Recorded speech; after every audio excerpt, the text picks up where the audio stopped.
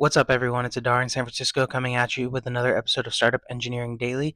Hop right into it. So, last week, Northern District of California Court ruled that Apple has to allow external payments for all apps. They can't take the 15 to 30% fee anymore, and that has really shaken up the industry. Fortnite will be coming back to iOS. Revenue Cat just unveiled a new web paywall. You can see from this video that once you subscribe, it offers to take you to an external paywall where you can enter your credit card and check out and receive the subscription in the app. It's hard to tell if there will be some advantage to staying on the 15 to 30% or if everything should just move to an external checkout. I wonder if Apple will promote you more or give you one of those featured apps if you're still using the internal payments. It's hard to say. There's definitely a lot of politics behind the scenes. It's hard to think people are going to want to put in their credit card, but if you have external Apple Pay, then I think it could make a lot of sense. But if you keep it completely internal with in-app purchases, that does probably still feel the safest to most consumers. Here we also have an example from Fernando Rojo, who works at Vercel. He's also the creator of Solido and a bunch of great React Native projects, showing how you can use Expo, Solido, and Next.js to do zero commission payments. I mean, you're still going to have to pay the Stripe fee. You can see it opens up, and then you can do Apple Pay.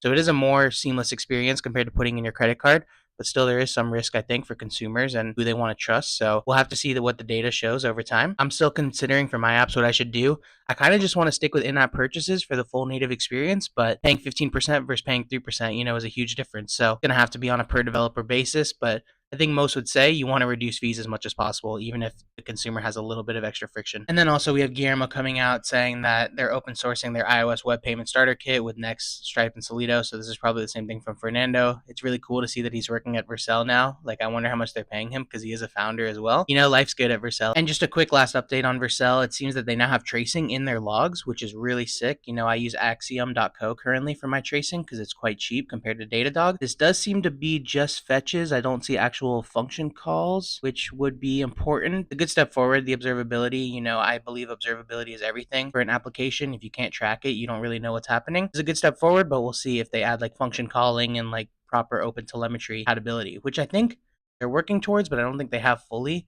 I just use Axiom right now, but see how this updates over time. Okay, and then next we have a really crazy update. So there's this company called Shapes, which essentially looks like to be chatbots that you can add to your Discord and you can just talk with them. They have characters, you can design them. I guess they have memory as well. But Discord essentially shut off their API access completely. That they had 30 million users, 100K developers. So it's hard to believe this is a surprise with the new CEO coming in. It seems like a great product idea for Discord actually to try to build these bots themselves and try to sell them or monetize somehow based on AI bots that you can chat with, or at the very least it'll increase engagement a lot, trying to compete with character AI, for example, who alleged to be doing more requests than Google per second. So this is a big industry incoming, chatbots that are really solid and very personalized to you. What they're going to be doing is launching a Shapes API where I guess you can essentially just use the API and maybe they'll have a web platform as well, but you can just connect and create your own Discord bot, I guess, because they can't shut down 30 million developer accounts opposed to just shutting down the one Shapes account. It's really interesting to see. I've always thought Discord is great infrastructure for startups, customer support, webhooks, etc. There's a lot you can do with Discord, but it does kind of speak to the fact that you want to own your own platform, just build integrations, because if they can shut you down and take everything, then that's very problematic. Obviously, Shapes are stored in their own APIs. You can see here they're safe. So they did kind of do this. They did kind of build their own platform, but it seems like the integration broke, essentially, is how I would view this. So we'll see what happens over time. I've never used this product specifically, but it seems a lot of people do love it. And now with their new API, hopefully they'll be able to get back on it and developers can just do a one-click Discord integration or something. Cursor and Windsurf are now both worth over $3 billion.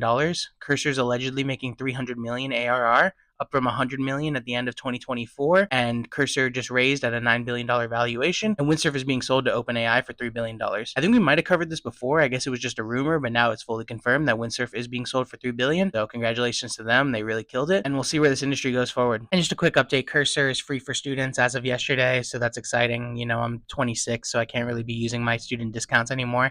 But if you are in school, then please take advantage of this and enjoy, I guess.